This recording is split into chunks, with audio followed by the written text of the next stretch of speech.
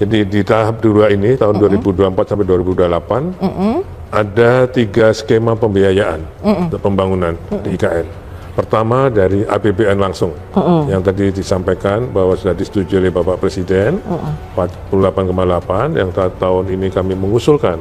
Kami sudah kirim surat ke Menteri Keuangan dan Mensesnek. Mudah-mudahan nanti bisa kita proses mulai minggu depan. Hasilnya kita belum tahu, mudah-mudahan disetujui karena itu sesuai dengan perintah Presiden. Itu untuk membangun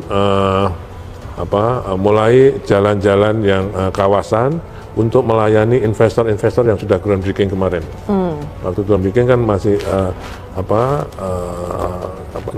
konektivitasnya masih jalan perkerasan. Nah, sekarang dengan APBN ini kita mulai dengan pengaspalannya atau dengan rigid. Jadi dengan APBN. Yang kedua kita juga sudah mulai dengan KPBU. Kerjasama pemerintah dan badan usaha ada untuk membangun 109 rumah tapak dan 97 rusun. Itu untuk KPBU-nya. Dan juga ada jalan-jalan dan MUT-nya. Itu totalnya ada yang sedang diproses oleh Deputi Pendanaan dan Investasi kami, itu ada 60 triliun. Kemudian skema yang ketiga yang untuk direct yang KPBU ini.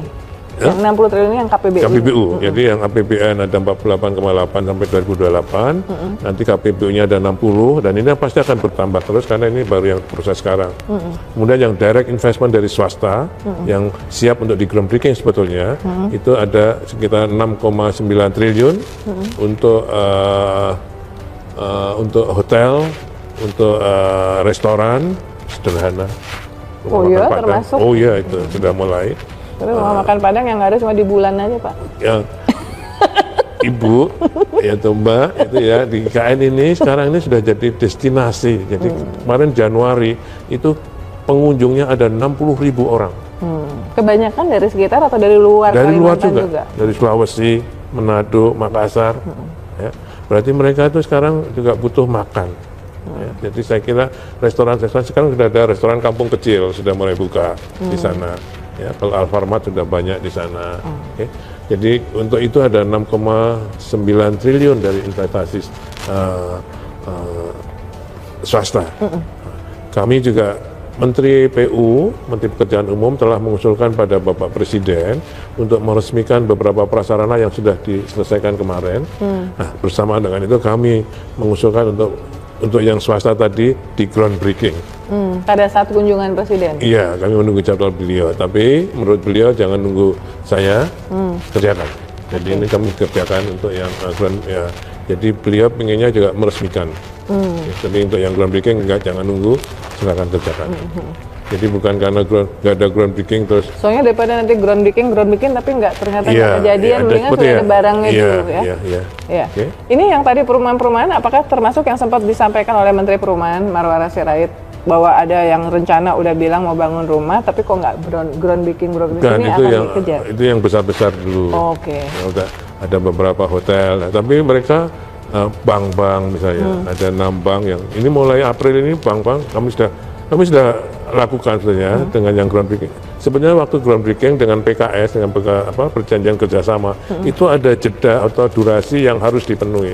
Cuman menurut Pak Marwara itu bagus menurut saya masukannya.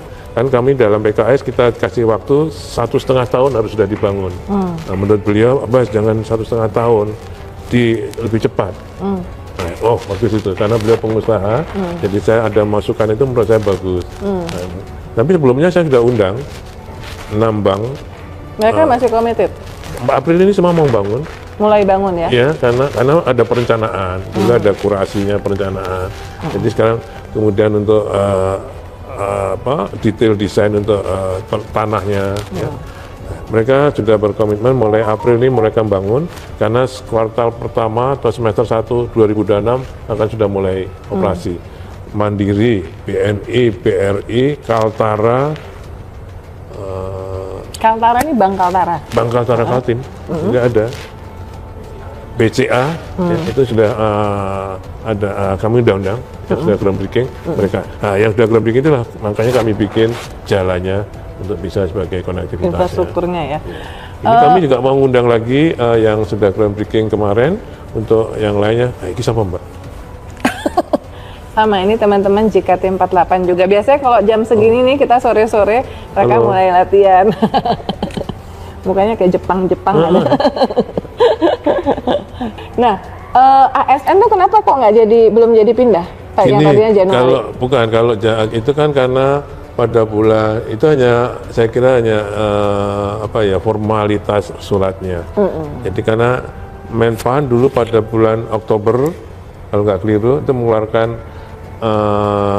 edaran untuk mulai pindah Januari. Nah, tapi karena dengan kondisi sekarang, pertama konsolidasi organisasi di kementerian dan lembaga yang belum selesai, kan masih ada eselon satunya belum dilantik, eselon struktur organisasinya masih dibahas, mungkin yang lain-lainnya.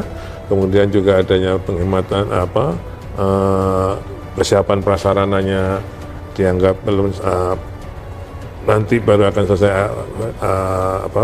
Februari ini, terus beliau menunda membatalkan surat 20 Oktober tadi. Jadi, kemudian namun dalam suratnya akan ditentukan kemudian. Oke. Jadi kira-kira kapan itu? Waktu ketemu sama Presiden tanggal 3 Februari nggak ada? Enggak. Waktu 3 Februari itu kita hanya membahas review desain untuk yang legislatif dan yudikatif. Jadi bukan yang soal pemindahan ini ya? Bukan, karena yang dipanggil hanya Pak Menko Infrastruktur dan Pembangunan Kewilayahan, Menteri PU dan saya. Oke, pertanyaan terakhir. Ini banyak banget kritik kepada IKN. Siap. Dan nggak percaya nggak bakal kejadian. Ini bakal jadi program mangkrak seperti Hambalang. Apa respons dari Kepala WIKN ini? Kalau dengan perintah Bapak Presiden pada ratas itu, insya Allah tidak akan terjadi mangkrak seperti Hambalang. Okay? Insya Allah tidak, karena memang beliau tegas memerintahkan, apalagi sudah menyiapkan anggaran besar seperti itu, masa mau mangkrak, ya kan?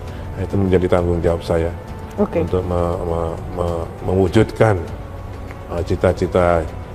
Mudah-mudahan kalimat saya nggak salah, cita-cita kita semua untuk mempunyai ibu kota yang baru di IKN. Insya Allah. Oke, terima kasih Pak Basuki yang sudah update kita semuanya lewat program Ngobrol Seru ini tentang progres dari IKN ya. Kita tentu gini, seberapapun kritik masyarakat kepada program ini, karena sudah terlanjur banyak sekali dana yang digelontorkan di sana, pasti sangat sedih kalau sampai ini nggak jadi kan.